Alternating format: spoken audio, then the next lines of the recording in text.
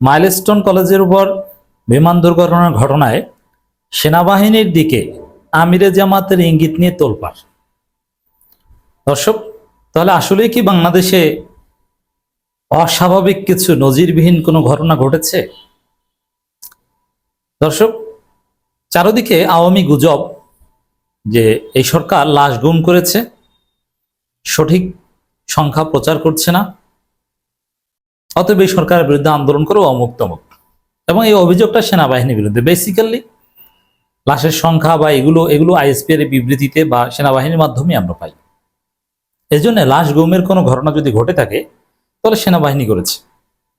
কিন্তু আসলে কি এটা ঘটেছে? আমিরে জামাত নিজে বলছেন, ডাক্তার শফিকুর রহমান, মাইলস্টোনে নিহতের সংখ্যা বিশ্বাস করি না, এর চেয়ে সংখ্যা বেশি হবে জামাত আমির। এটাকে সামনে এনে অনেকে বলছেন যে আসলেই লাশ গুম করা হয়েছে, আওয়ামী ন্যারেটিভ সঠিক, সেনাবাহিনী সংস্কার করা দরকার, সেনাবাহিনী ভালো হলো না, ইত্যাদি ইত্যাদি। তা আমি আমিরে জামাতের এই বক্তব্যের বিশ্লেষণে প্রথমেই বলতে চাই, দেখেন, আমাদের সেনাবাহিনী ভালো দুধের দোয়া, কথা আমি কখনোই বলবো না। সেনাবাহিনী সংস্কার জরুরি, ইটস ট্রু, কথা আমরা অনেকদিন যাবৎ বলে আসছি। সেনাবাহিনী সংস্কার কোনো কমিশন তো আমরা দেখি না, পুলিশ সংস্কার কমিশন, অমুক সংস্কার কমিশন, তমুক সংস্কার কমিশন, কেন সেনাবাহিনী সংস্কার কমিশন কেন না? বাংলাদেশে যত আকাম, এগুলো মেজরিটি পলিটিক্যাল আকামগুলো তো সেনাবাহিনী ঘটিয়েছে। যেমন এই যে গুমের ঘটনা, আয়নাগরের ঘটনা, এটা কারা করেছে? সেনাবাহিনীর লোকজন। ডিজিএফআই যে কত আকাম করেছে বাংলাদেশে জানেন? রাজনীতি নিয়ে কত নোংরা খেলা খেলে, ভুয়া নির্বাচনে সেনাবাহিনীর ভূমিকা আছে।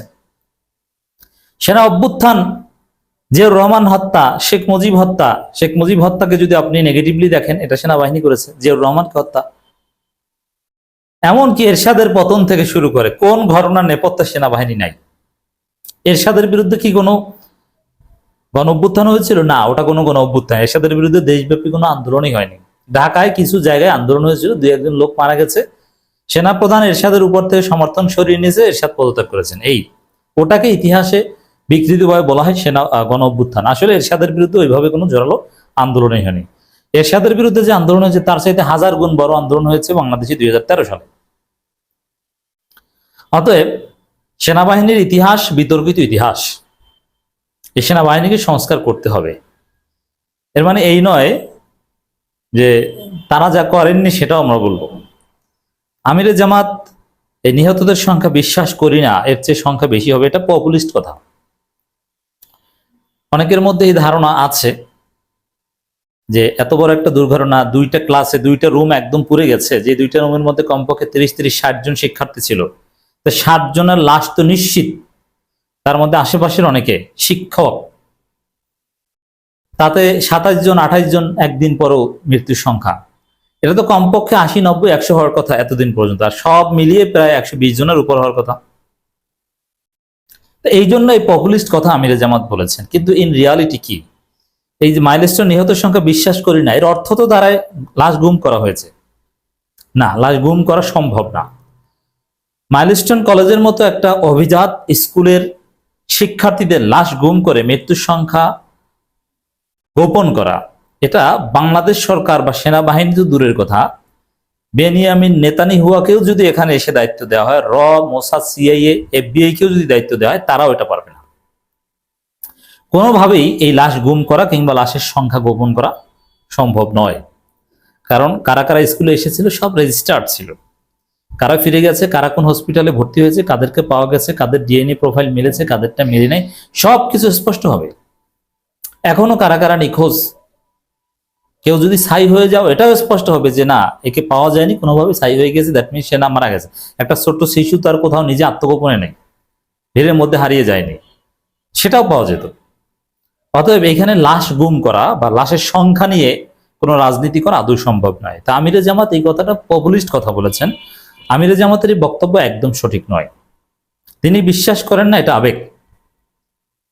কিন্তু তাহলে এই সংখ্যাটা এত কম কেন? হ্যাঁ, আসলে ইন রিয়ালিটি আমাদের বিশ্লেষণ হচ্ছে 120-এর কাছাকাছি হয়তো মারা গেছে, কিন্তু সরকারিভাবে সেটা আইএসপিআর হোক আর স্বরাষ্ট্র মন্ত্রণালয় হোক আর যারাই হোক বা হসপিটাল কর্তৃপক্ষ হোক, সুনির্দিষ্টভাবে কারো লাশ চিহ্নিত করার আগে, ডিএনএ প্রোফাইল মেলার আগে বা হসপিটালে মৃত্যুবরণ করা বা লাশ সরাসরি ধরে দেখানোর আগ পর্যন্ত মৃত্যুর সংখ্যা বলা যায় না। তখন পর্যন্ত বলতে হবে নিখোঁজ। সাপোজ ওইখানে ঘটনায় 120 জন নিহত হয়েছে, এখন পর্যন্ত সরকার লাশ চিহ্নিত করতে পেরেছে 27 জন, তাহলে বলতে হবে যে 27 জন মৃত্যু, বাকিটা নিখোঁজ। এটাই বাস্তবতা। এখন পর্যন্ত এখানে এটা ঘটেছে। এখানে লাশ গুমের যে আওয়ামী ন্যারেটিভ, এখানে আমিরে জামাত কেন এটা বললেন, এটা বিশ্বাস করি না, এর অর্থই তো লাশ গুম করা হয়েছে।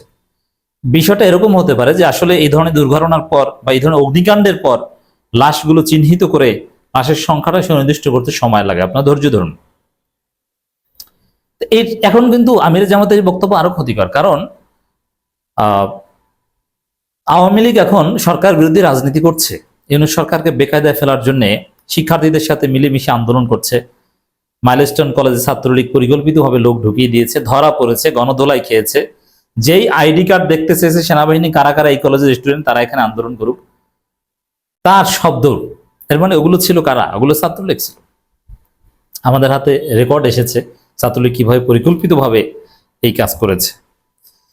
অতএব দর্শক, মাইলস্টোনে নিহতের সংখ্যা বিশ্বাস করি না, এর চেয়ে সংখ্যা বেশি হবে। সংখ্যা বেশি, কিন্তু বিশ্বাস করি না যেভাবে বলেছেন এর অর্থ দ্বারা লাশ গুম করা হয়েছে, এটা একদম ঠিক না। আমিরে জামাতের এই বক্তব্য পবলিস্ট কথা, গ্রহণযোগ্য নয়, এর পেছনে কোনো যুক্তি নেই।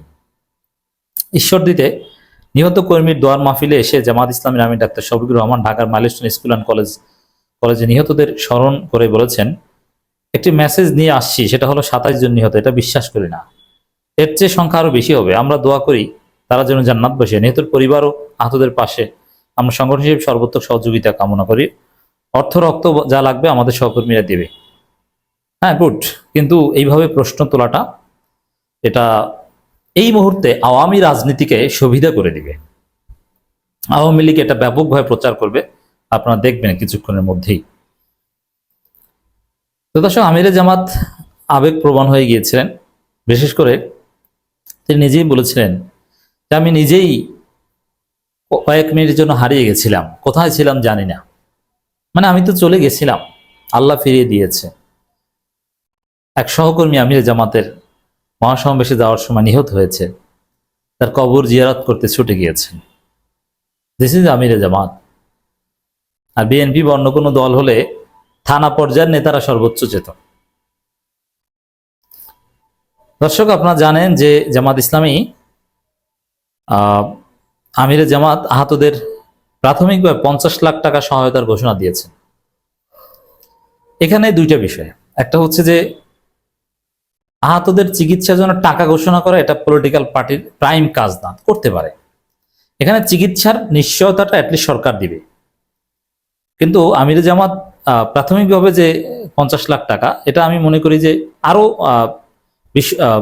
চিকিৎসার জন্য ইবনে সিনা, ইসলামী ব্যাংক হসপিটাল সব বিভিন্ন জায়গায় অনেক সুযোগ সুবিধা করে দিয়েছেন। বার্ন ইউনিটে বা প্লাস্টিক সার্জারিতে এক্সপার্টদের আমিরে জামাত নিয়োগ দিয়েছেন। এগুলো সময় উপযোগী, কিন্তু টাকা পয়সার যে হিসাবটা, এটা লাগবে। বিশেষ করে নিহতদের পরিবারকে ক্ষতিপূরণ দেয়া, তাদের পাশে দাঁড়ানো, নানান বিষয় থাকে, সেগুলোতে আমিরে জামাতের এই টাকা কাজে লাগবে। তবে রাষ্ট্রের সক্ষমতা আমরা প্রশ্ন তুলতে চাই, যে রাষ্ট্র এইসব ক্ষেত্রে কয়েকশো কোটি টাকা খরচ করে, এটা তো একদম পানির মতো হওয়ার কথা। রাষ্ট্রের সক্ষমতার ঘাটতির প্রমাণ আমিরে জামাতের এই সহায়তা।